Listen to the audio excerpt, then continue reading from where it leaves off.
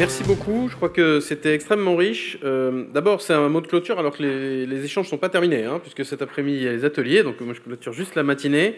Je voudrais juste faire trois séries de remarques. D'abord sur les enseignements, d'abord je voudrais remercier tout le monde pour la qualité à la fois des interventions et de l'animation qui nous ont permis d'avoir un échange à la fois agréable et fructueux.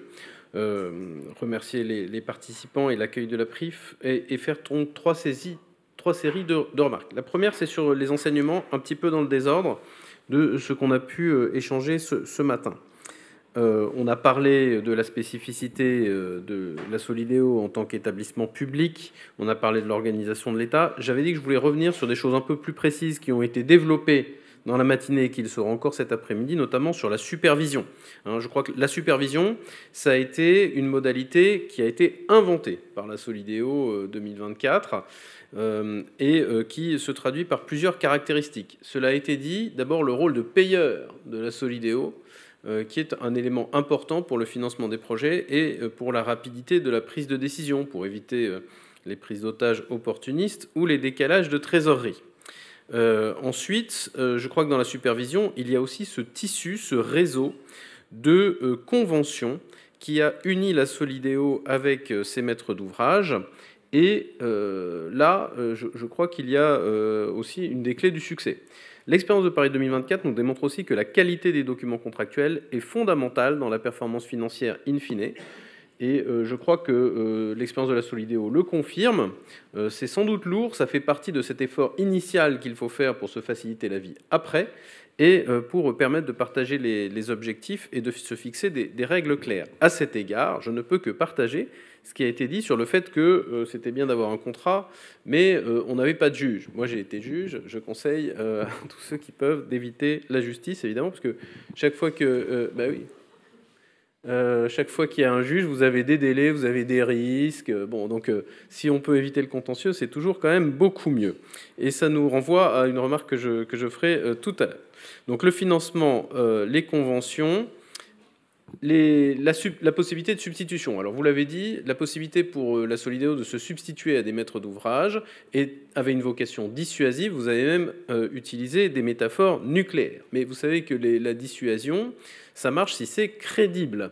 Et donc ça a bien marché cette fois-ci sans qu'on s'en serve. Mais si on ne s'en sert jamais, pour que ça continue à être crédible, il faut quand même le développer. Et donc il y a un certain nombre de règles qu'on n'avait pas prévues. Il va falloir les prévoir pour maintenir la crédibilité de la dissuasion.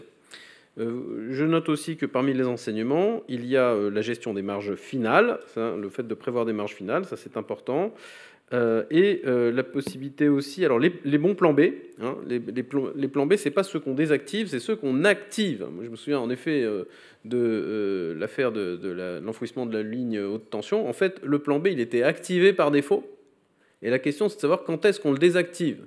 Parce qu'évidemment, le plan B qui n'est pas activé, c'est un faux plan B. Voilà pour quelques enseignements en vrac. Deuxième série de remarques sur la réplicabilité et l'adaptation des enseignements qu'on peut tirer. D'abord, comme le disait le préfet de région dès l'ouverture de cet échange, il y a des réplicabilités qui sont déjà effectuées ou en cours. D'abord sur les instruments juridiques. Le projet de loi olympique qui était inscrit à l'ordre du jour du Parlement cette semaine et dans 15 jours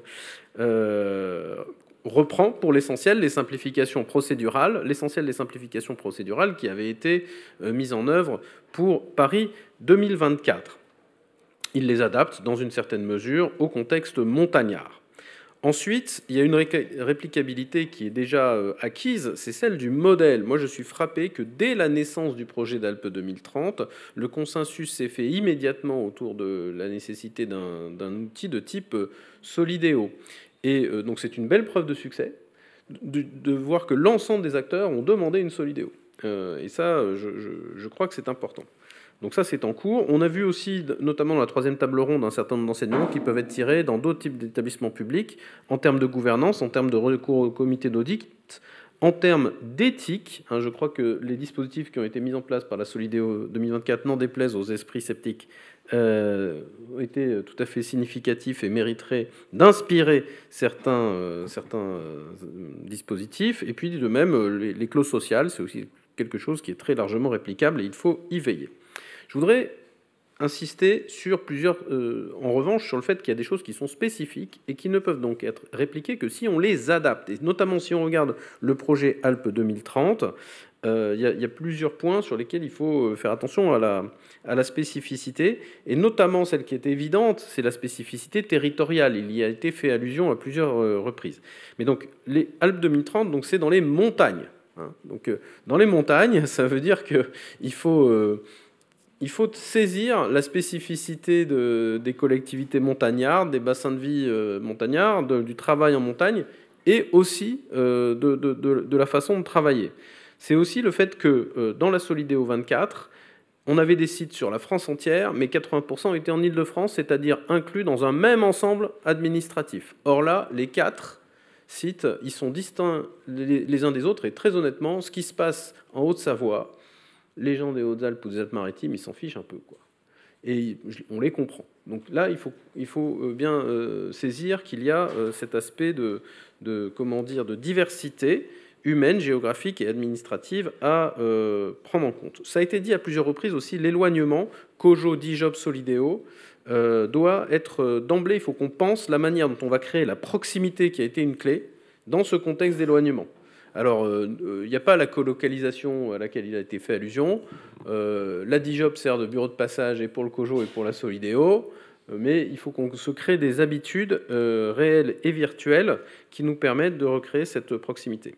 Il y a aussi un autre élément, donc cela a été dit, mais cette structure en 4 sites fait qu'il va falloir fonctionner de manière plus décentralisée. Et ça, dans le pilotage de l'établissement, c'est aussi un élément fondamental. Enfin, on a beaucoup loué la gouvernance de la Solidéo.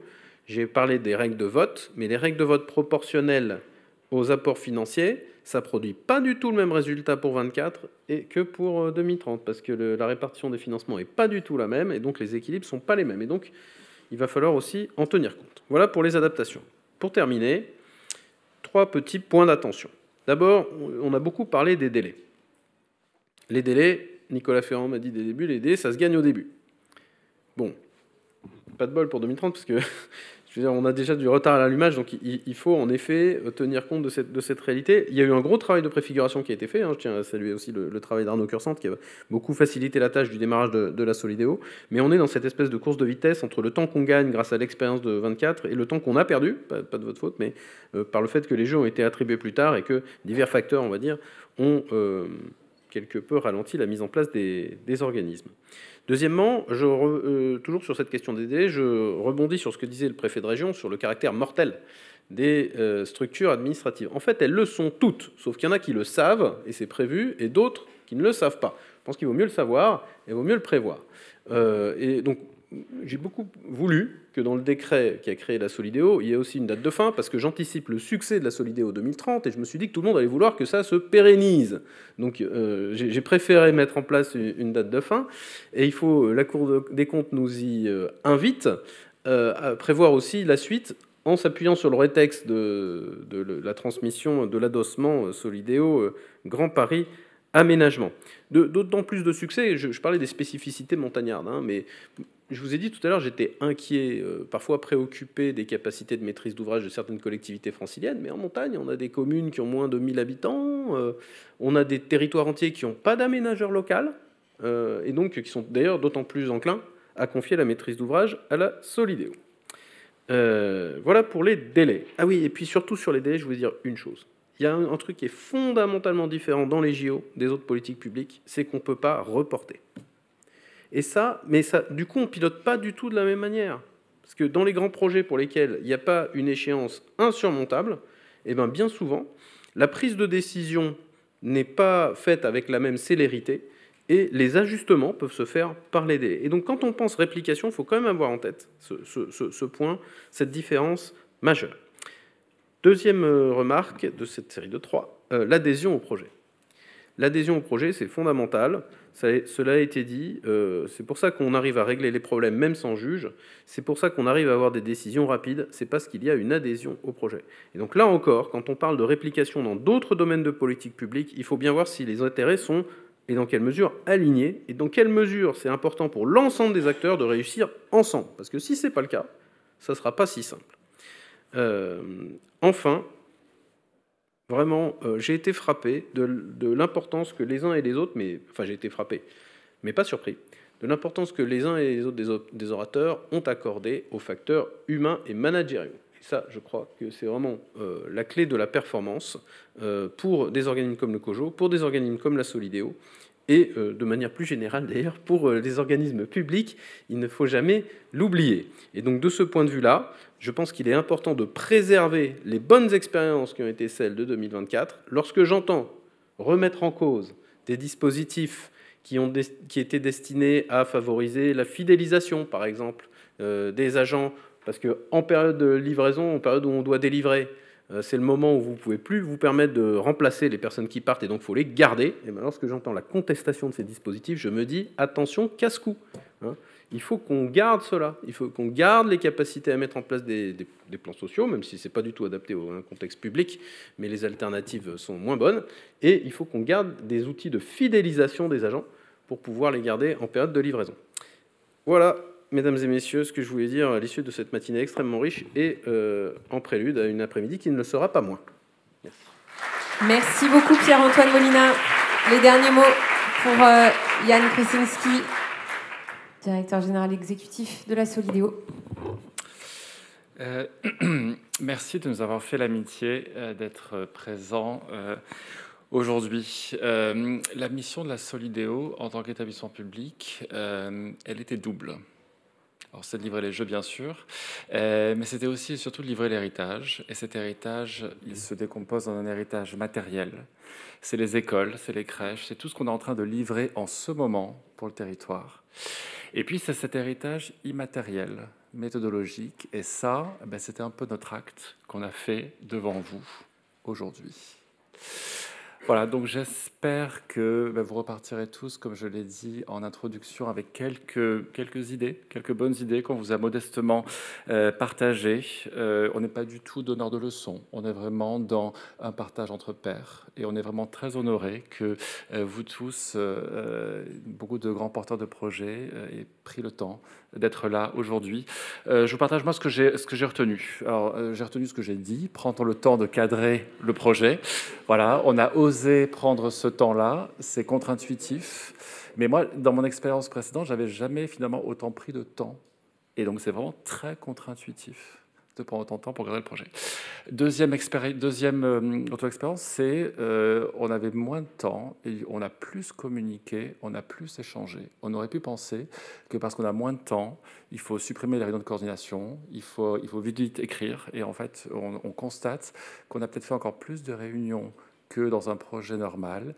Et ça, c'était parce qu'il fallait qu'on se comprenne. Il fallait qu'on échange beaucoup avec l'écosystème pour rester aligné. Et donc, à nouveau, c'est un enseignement qui, je trouve, est contre-intuitif. Et puis, le dernier, et je vais reciter un des intervenants, c'est finalement, plus les ambitions sont élevées, plus on a envie de les atteindre et plus on les atteint. Et ça aussi, je trouve que c'est contre-intuitif, mais ça revient sur le point de l'humain. C'est qu'en fait, nous, nos collaborateurs, et vous tous, maîtres d'ouvrage supervisés, ils se sont dépassés parce qu'ils étaient fiers, en fait. Ils étaient fiers qu'on maintienne ce très haut niveau d'ambition, malgré toutes les difficultés qu'on a eues. Voilà, donc pour ceux que ça intéresse, on a des workshops cet après-midi où on va soulever le capot et aller regarder un petit peu le détail des outils et des process. Je vous assure, c'est passionnant. Donc, je vous invite à y aller. Et puis, on publie dans 2 semaines notre rapport qui reprendra tout ce qu'on vous a présenté aujourd'hui et qu'on va présenter également cet après-midi. Et pareil, je vous invite à le consulter. C'est absolument passionnant. Voilà. Merci à tous. Merci beaucoup. Merci beaucoup, Yann. Merci beaucoup, Pierre-Antoine Molina. Merci à vous toutes et tous de votre participation aujourd'hui. Je crois qu'un déjeuner vous attend juste à l'extérieur. Passez une très très belle après-midi, à très bientôt et bien sûr bonne chance et bon courage à toutes les équipes d'Alpes Françaises 2030. À bientôt.